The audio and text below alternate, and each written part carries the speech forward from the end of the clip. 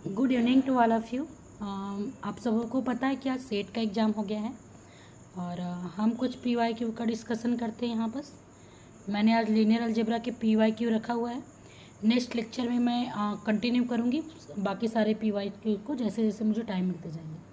अभी मैं first lecture कर रही हूँ लीनियर अलजेब्रा के। आप लोग को ये सारे PYQ में यदि आपको किसी भी क्वेश्चन में डाउट लगे तो आप लोग कमेंट कर सकते हैं उसको।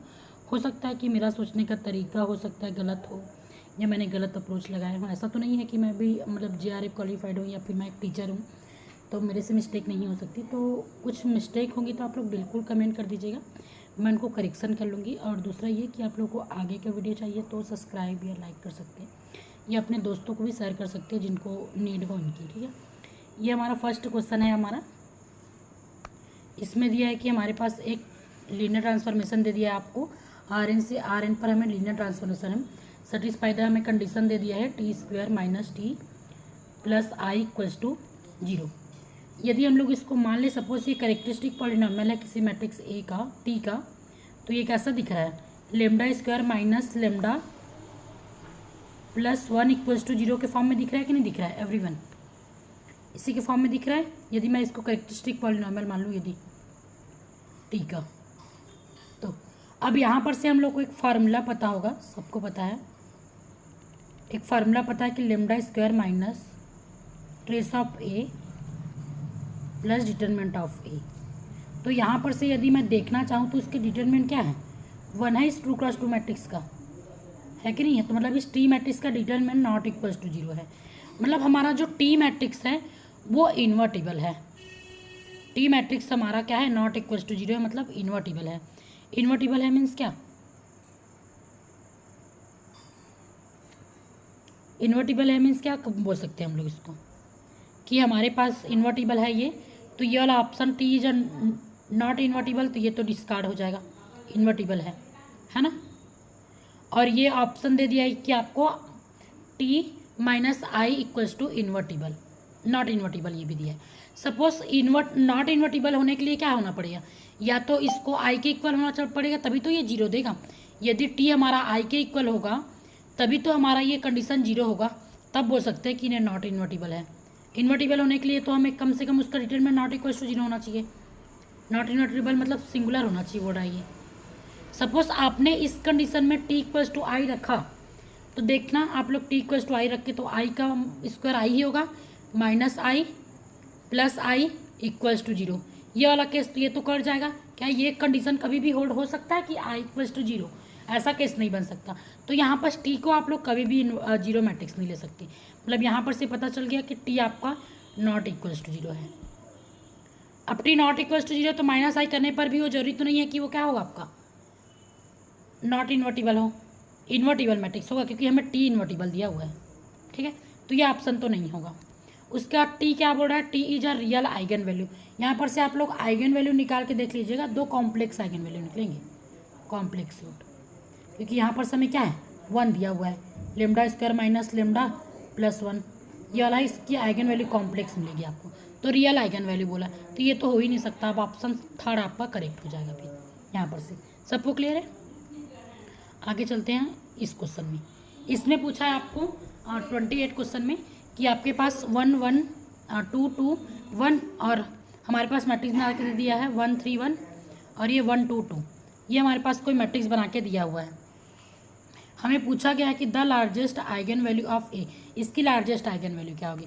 अब इस मैट्रिक्स को यदि किसी ने ध्यान से देखा होगा तो देखिए इसका ईच रो का सम आपका 5 बन रहा है, ईच रो का सम आपका 5 बन रहा है, ईच रो का सम भी 5 बन रहा है, तो एक आइगन वैल्यू तो 5 होगी ही होगी। इतना तो सबको पता है कि एक आइगन वैल्यू 5 होगी।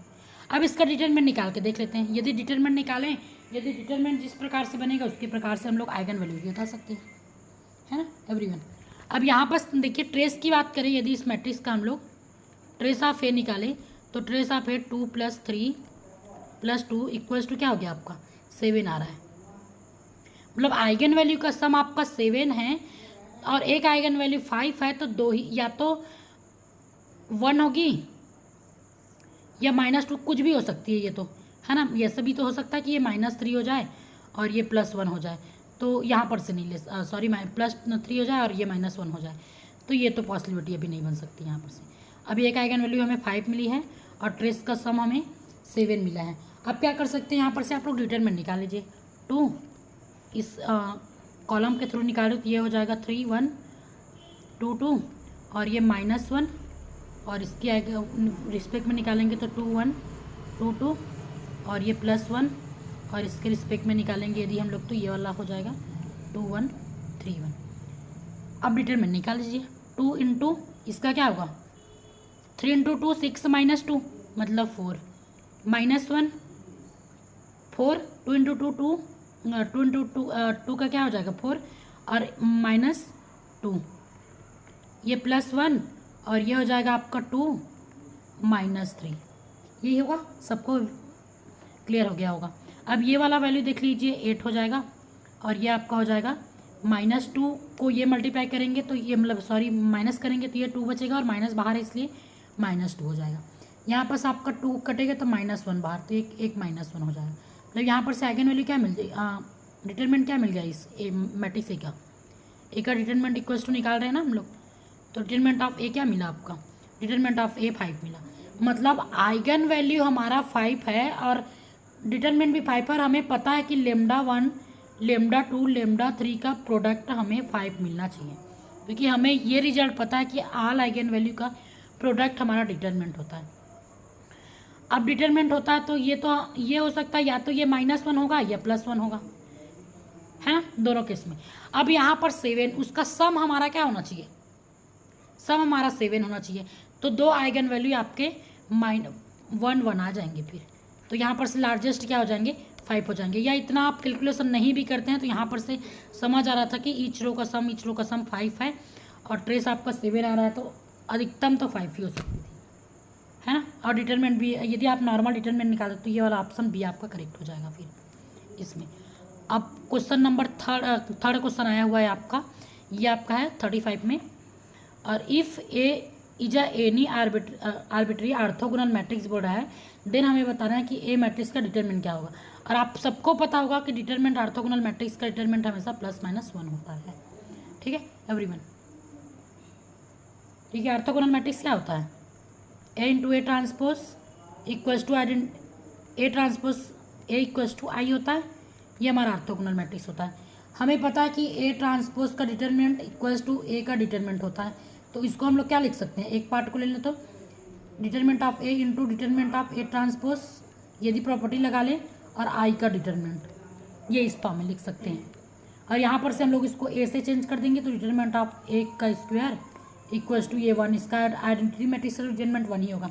अब डिटरमिनेंट ऑफ ए निकाल लेंगे तो +-1 मिल जाएगा यहाँ पर से, तो ये वाला ऑप्शन आपका ऑप्शन सी आपका करेक्ट हो जाएगा। अब उसके बाद आपका ये वाला क्वेश्चन है, ये क्या दिया हुआ है कि ये 4th क्वेश्चन है आपका लीनियर अलजेब्रा का 39, for which value of the lambda and the mu the following system of linear equation has a no solution. हमें जो सिस्टम ऑफ लीनियर इक्वेशन बना के दिया है तो किस वैल्यू के लिए लेमडा की और म्यू की किस वैल्यू के लिए हमें ये system of linear equation no solution दे रहा है, इसको देखना है तो क्या करेंगे, सिंपल इक्वेशन फॉर्म में चेंज कर देंगे। इक्वेशन फॉर्म में चेंज करने के लिए क्या होगा, ये 2 3 5 2 3 5 और ये आर्गुमेंटेड मैट्रिक्स भी बना लो, यहाँ पर से ये 9 हो जाएगा और ये आपका हो जाएगा 7 3 -2 और 8 और ये हो जाएगा 2 3 लेमडा म्यू। और हम लोग क्या करते हैं, जब भी इसको इक्वेशन फॉर्म में चेंज करने के लिए फर्स्ट नॉन जीरो एंट्रीज मतलब पाइवट कंसीडर करते हैं पहले रो में, तो फर्स्ट नॉन जीरो एंट्रीज क्या है हमारा पाइवट 2 होगा। अब इनके सभी रो को उनके नीचे से जितने भी एलिमेंट है उनको क्या करना है, 0 करना है, तो सबसे पहले हम लोग यहाँ से करते हैं क्योंकि हमें लेमडा की वैल्यू यहाँ पर से ही मिलने वाले हैं जो भी मिलेगा।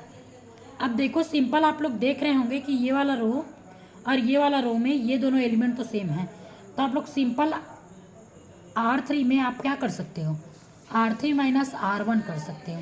R3 - R1 करोगे तो ये वाला तो 0 हो जाएगा दोनों, तो 2 3 5 9 ये वो मैट्रिक्स है और 8 ये -2 3 7 0 0 और ये क्या हो जाएगा लेमडा -5 और म्यू -9, यही होगा। अब यहाँ पर से यहाँ पर से ऑप्शन देखिए, नो सोल्यूशन होने के लिए क्या होना चाहिए, पाइच बढ़िया हमें if and only if case है कि बी, यदि आप हमारे पास नो सोल्यूशन एग्जिस्ट, हमारे पास जो सिस्टम ऑफ लीनियर इक्वेशन है उसका यदि सोल्यूशन एग्जिस्ट नहीं कर रहा है तो हमारा बी में पाइवोट मिलना चाहिए, बी हैज़ अ पाइवोट। अब बी में पाइवोट कब मिलेगा? जब हमारा म्यू की वैल्यू 9 से बड़ी होगी। 9 आया तब तो 0 हो जाएगा, मतलब बी में पाइवोट नहीं मिलेगा फिर तो क्या करोगे कि आपके पास ये जो है इसको, ये तो इक्वल्स टू इनको 0 होना पड़ेगा और इनको 0 होना पड़ेगा तभी तो इसमें पाइवोट मिलेगा। तो लेमडा की वैल्यू 5 और म्यू की वैल्यू आपकी नॉट इक्वल्स टू 9 के लिए हमारा नो सोल्यूशन मिलेगा। तो यहाँ पर से ऑप्शन डी आपका करेक्ट हो जाएगा। ठीक है, अब बात करते हैं इस क्वेश्चन में।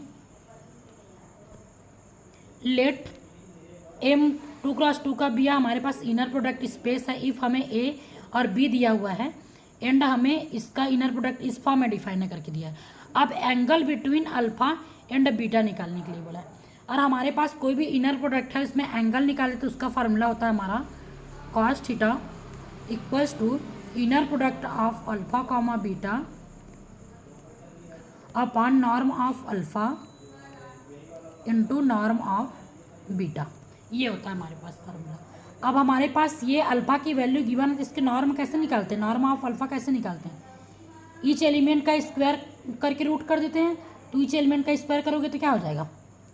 1 का स्क्वायर प्लस 0 का स्क्वायर, 1 का स्क्वायर प्लस 1 का स्क्वायर, मतलब ये √3 मिलेगा आपको। और आपको ये क्या मिलेगा आपका, इसके लिए आपको 2 का स्क्वायर मतलब 4 मतलब 2 मिलेंगे इसके बीटा की वैल्यू। ये हो गई। अब इनर प्रोडक्ट निकालो। इनर प्रोडक्ट कैसे निकालते हैं? जब यदि मैं बोल दूं कि ए और बी हमारे पास दो मैट्रिक्स है तो इसका इनर प्रोडक्ट कैसे निकलता है? ए और बी का इनर प्रोडक्ट आपका कैसे निकलता है? ये होता है आपका trace of B transpose into A, यही होता है। तो यहाँ पर पहले बी का ट्रांसपोज कर लो। बी का ट्रांसपोज करेंगे तो क्या हो जाएगा? बी हमारे पास मैट्रिक्स है, बीटा हमारे पास मैट्रिक्स है, यहाँ पर बीटा दिया हुआ है बी की जगह पर। तो बी हमारे पास, इसका ट्रांसपोज करेंगे तो 0 2 0 0, ये इस फॉर्म में हो जाएगा, ये इस फॉर्म में हो जाएगा। अब यहाँ पर हम लोग मल्टीप्लाई कर देते हैं जो हमारे पास अल्फा गिवन है 1 0 1 1, ये हमारे इस प्रोडक्ट। अब इसको मल्टीप्लाई कीजिए, मल्टीप्लाई करने पर क्या आ जाएगा? ये वाला हमारा फर्स्ट रो का फर्स्ट से मल्टीप्लाई तो 0 हो जाएगा, फर्स्ट का फर्स्ट सेकेंड से तो 0 हो जाएगा, फर्स्ट का फर्स्ट से तो 2 और ये फर्स्ट का सेकेंड से तो 0 हो जाएगा। ये हमें मिला। अब इसका ट्रेस निकाल लो, trace of B transpose A क्या हो जाएगा? 0 मिल जाएगा। मतलब हमारा जो इनर प्रोडक्ट मिला वो कैसा मिला? 0 मिला। अब 0 का पावर में कुछ भी हो मतलब ये 0 मिलेगा। अब थीटा के फाइंड आउट करने की वैल्यू फाइंड आउट करने के लिए क्या कर सकते हैं? Theta equals to cos inverse 0 करेंगे। और कॉस 0 की वैल्यू क्या होती है हमारी? कॉस 0 मतलब 90 डिग्री, मतलब π/2, मतलब हमारा ऑप्शन सी करेक्ट हो जाएगा फिर। ठीक है, आगे बढ़ते हैं। ये वाला क्वेश्चन भी सबको क्लियर हो गया होगा मेरे ख्याल से। नेक्स्ट क्वेश्चन, अब विच of the following matrix is not diagonalisable बोला है। विच of the following matrix is not diagonalisable.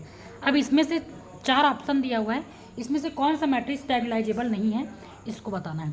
और सबसे पहले हम लोग कैरेक्टरिस्टिक पॉलिनोमियल ऑफ ए निकालते हैं। ए, इसका ए ऑप्शन का कैरेक्टरिस्टिक पॉलिनोमियल क्या होता है? हमारे पास यदि 2x2 का कोई मैट्रिक्स है तो इसका कैरेक्टरिस्टिक पॉलिनोमियल कैसे निकलता है? Lambda square minus trace of A plus determinant of A, यही होता है। अब लेमडा स्क्वायर माइनस ट्रेस कितना है? 3 है, -3 और डिटरमिनेंट इसका 2 माइनस 1 इंटू 2 का 2 -1, मतलब इसका डिटरमिनेंट 1 मिलेगा, मतलब ये हो जाएगा 1, ये मिलेगा। अब इसका रूट देखिए इस फॉर्म में है तो ये उस इसका रूट हमें कॉम्प्लेक्स मिलेगा क्योंकि इसको तोड़ना तो पॉसिबल नहीं है, मतलब बी माइनस बी वाला प्लस माइनस ये वाला फार्मूला लगाओगे आप लोग तो ये तो कॉम्प्लेक्स ही मिलेगा हमें। और 2 अलग अलग रूट मिलेंगे यहाँ पर से, सिंगल रूट नहीं मिलेंगे, मतलब डिस्टिंक्ट मिल गए। और हमें पता है कि ऑल आइगन वैल्यू आर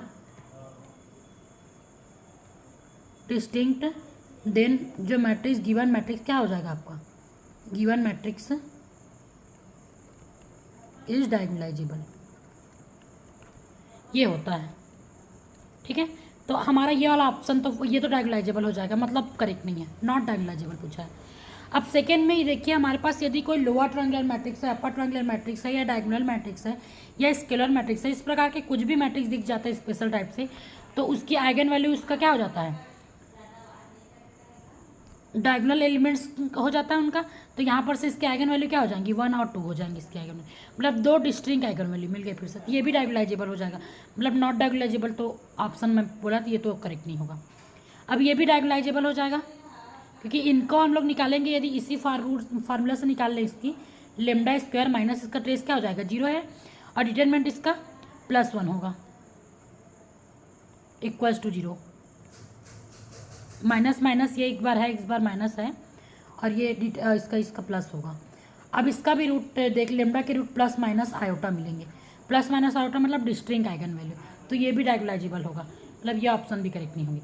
अब इसमें 2 आइगन वैल्यू मिले हमें 1 और 1, इसकी अलजेब्रिक मल्टीप्लिसिटी हमारी क्या हो जाएगी, अलजेब्रिक मल्टीप्लिसिटी अब 2 हो जाएगी, क्योंकि इसकी आइगन वैल्यू की अलजेब्रिक मल्टीप्लिसिटी जितने टाइम वो रिपीट करे आइगन वैल्यू, वो उसकी अलजेब्रिक मल्टीप्लिसिटी होती है।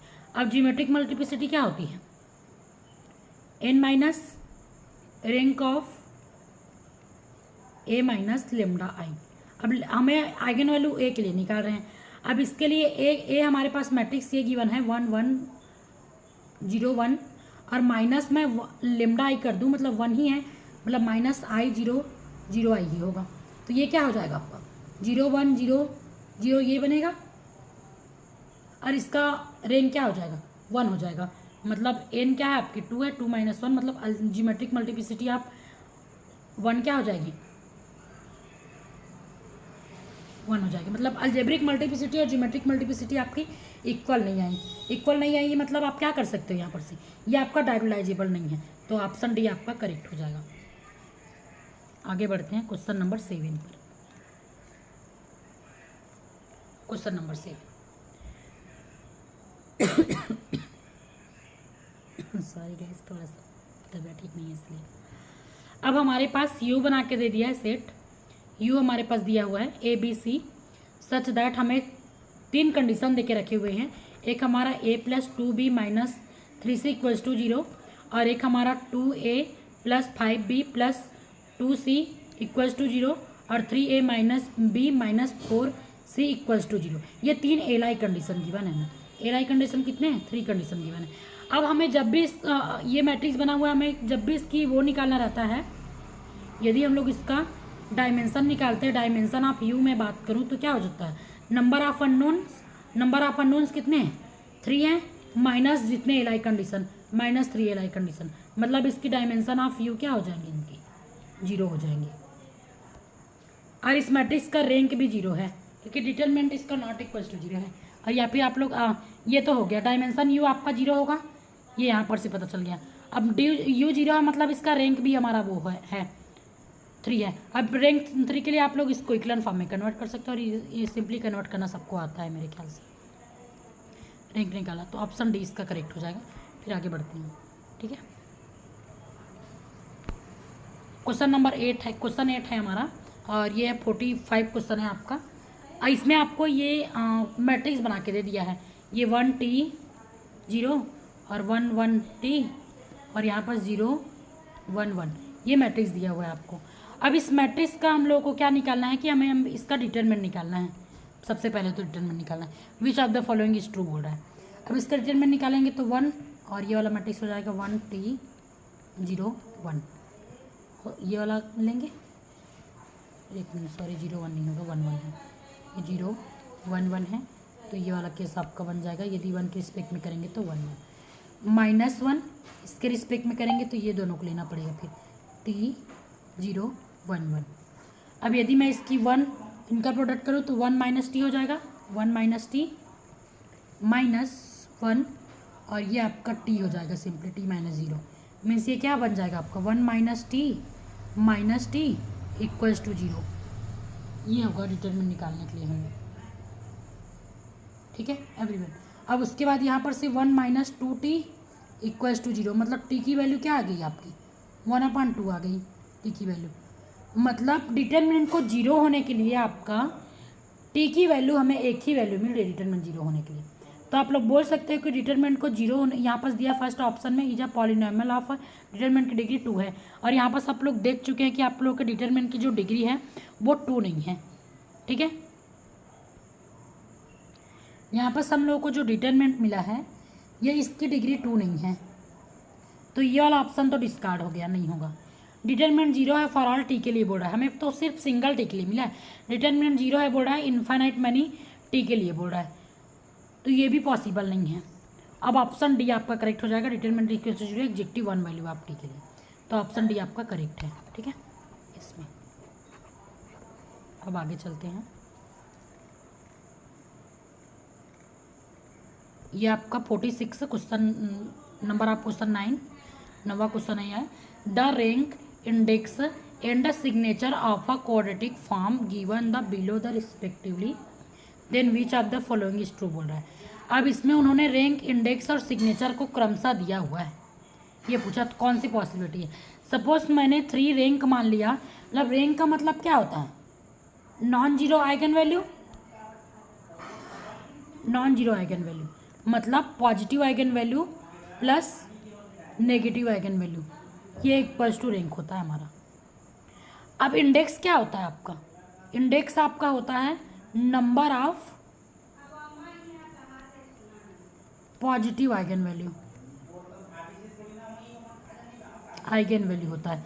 Number of positive eigen value मतलब क्या, कि हमें यदि मैंने सपोज कर लिया कि एक आइगन वैल्यू आपकी पॉजिटिव है, इंडेक्स किसी को दिया हुआ है ना सेकंड में जो पॉजिटिव है, तो 2 इंडेक्स के तो 2, अब ये नॉन जीरो आइगन वैल्यू के सम कितना है हमारा 3 है, मतलब 2 आइगन वैल्यू आपके नेगेटिव होंगे। अब सिग्नेचर कैसे निकालते हैं, सिग्नेचर इक्वल्स टू हो जाता है आपका positive eigen value minus negative eigen value. Suppose मैंने पॉजिटिव आइगन वैल्यू फर्स्ट में मान लिया कि ये 1 है, तो हमारा नेगेटिव आइगन वैल्यू क्या आ जाएगी, 2 नेगेटिव आइगन वैल्यू हो जाएंगे, तो 1 माइनस 2 कर दो, मतलब -1 मिलेंगे सिग्नेचर। ये तो होगा, हो ही नहीं, -1 सिग्नेचर नहीं मिल रहा है, ऑप्शन थर्ड में मिल रहा है -1 सिग्नेचर, तो यह ऑप्शन थर्ड क्लियर है, हो जाएगा। अब यदि मैंने 3 रख लिया तो 3 आइगन वैल्यू आपके पॉजिटिव है, तो पॉजिटिव है हमारे आपके पास, सपोज कर लो इंडेक्स दे दिया 3 को, तो सपोज 3 आइगन वैल्यू हमारे पास पॉजिटिव है, तो सिग्नेचर क्या होता है पॉजिटिव माइनस नेगेटिव, तो नेगेटिव तो एक भी नहीं होगा, तो सिग्नेचर को भी 3 होना था, यहाँ पर 2 दे दिया है, तो ये भी नहीं होगा, और ऐसे ही हमारा ये वाला भी नहीं हो पाएगा। ठीक है, तो ऑप्शन डी आपका करेक्ट हो जाएगा, यहाँ पर ओनली ऑप्शन डी करेक्ट। ठीक है, अब आ जाते हैं इफ़ हमारे पास, यदि ये तो डायरेक्ट रिजल्ट होता है हमारे पास, ये if alpha beta any 2 vector of the inner product space, और हमें ये कंडीशन दे के रखा है और हमें पूछा है कि ये LI LD ऑर्थोगोनल ये सब चीज़ क्या होगा, और हमारे पास ये तो डायरेक्ट रिजल्ट होता है, मैंने अपने क्लास में लिखवाया भी था, बाकी जिन्होंने क्लास अटेंड किया तो उनको पता होगा कि an inner product space the vector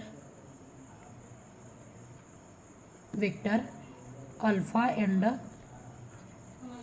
beta are linearly dependent if and only if case है हमारे पास, कि इफ़ एंड ओनली इफ़ होता है, ये दोनों तरह से ट्रू होता है कि अल्फ़ा बीटा का हमारा जो मॉड है वो equals to norm of alpha into norm of beta होता है, तो ये डिपेंडेंट के लिए होता है, तो ऑप्शन हमारा सी करेक्ट हो जाएगा इसके लिए, डिपेंडेंट के लिए मेरे अकॉर्डिंग।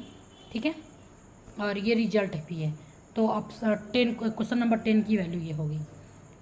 अब बात करते हैं विच of the following space of the, ये क्वेश्चन मैं छोड़ रही हूँ इसको, मैं आप लोगों को बाद में इसका सिंगल वीडियो बना के दे दूँगी। एक्चुअली मुझे थोड़ा सा डाउट है इस क्वेश्चन में, तो मैं नेक्स्ट वीडियो में इसका डाल दूँगी। ठीक है, यही क्वेश्चन छूट रहा है लीनियर का आप लोगों का, बाकी सारे डिस्कस कर रही हूँ मैं इसमें। अब यहाँ पर हमें गिवन मैट्रिक्स दिया हुआ है, हमें ये मैट्रिक्स दिया हुआ है 1 1 1 ABC A³ B³ C³, तो for the choice of the AB बोल रहा है, मतलब वार चॉइस, मतलब ऐसा क्या चॉइस ले ABC की जब the rank of the matrix A equals to 1 होना चाहिए। अब इक्वल्स टू 1 होने के लिए आपके पास चॉइस, आप लोग इन सबको इक्वल ले लो, A equals to B equals to C, ABC का इक्वल ले लोगे तो क्या हो जाएगा, ए बी सी की वैल्यू इक्वल ले लोगे तो ये हमें कांस्टेंट मैट्रिक्स मिलता था, वैसे यदि इक्वल्स टू 1 ले लिया आपने तो सपोज 1 1 1 1 1 1 1 1 1 ये बन जाएंगे कि नहीं बन जाएंगे। और आप लोग सबको पता होगा कि ये ऐसे मैट्रिक्स हमारे कांस्टेंट मैट्रिक्स मिलते हैं और हमारे कांस्टेंट मैट्रिक्स का रैंक ऑलवेज 1 होता है। मतलब इसमें कंडीशन क्या होना चाहिए, ए बी सी इक्वल होना चाहिए हमारा, ठीक है। तो ए बी सी इक्वल होना चाहिए, ये कंडीशन ऑप्शन आपका डी करेक्ट हो जाएगा। ये आपका है आपका 15 क्वेश्चन नंबर 15 है आपका। गिवन मैट्रिक्स है हमारे पास, इनको बोल रहा है कि इसका करेक्टरिस्टिक पॉलिनॉमियल क्या होगा बताइए करके।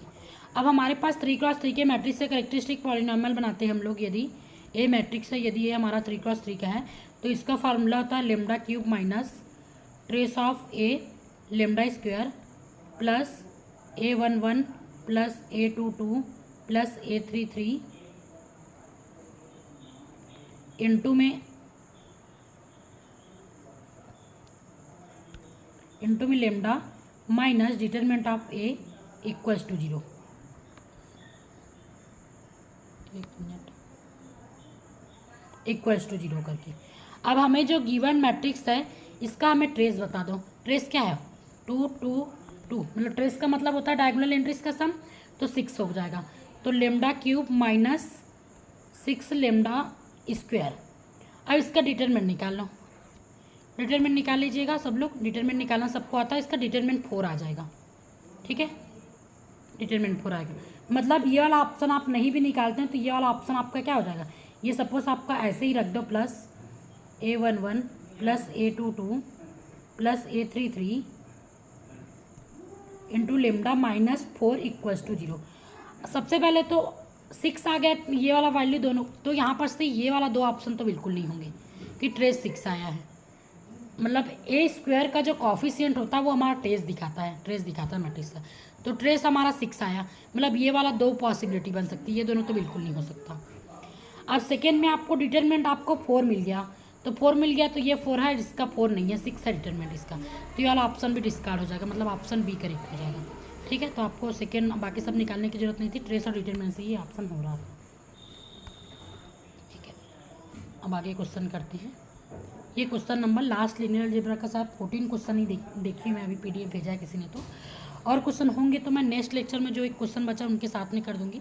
ये हमारा लास्ट क्वेश्चन है लिनियर अलजेब्रा का। और बाकी आप लोगों को किसी भी क्वेश्चन में डाउट हुआ हो तो कमेंट कर दीजिएगा, मैं उसको नेक्स्ट क्लास में आप लोगों को फिर से एक्सप्लेन कर दूँगी, ठीक है। विच of the following subset of R3 पूछा है और हमें ऐसे बना के दिया है एक्स को, ठीक है।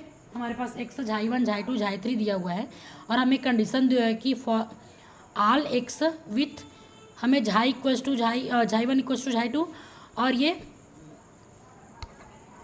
झाई इक्वल्स टू 0। मतलब ये एक्स कैसे बनेगा हमारा, एक्स इक्वल्स टू झाई 1 और 0। क्या ये आपका सब स्पेस नहीं होता, ये सब स्पेस होता है।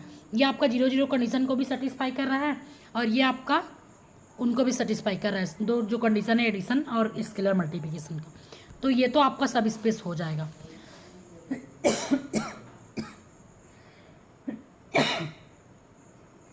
Sorry guys.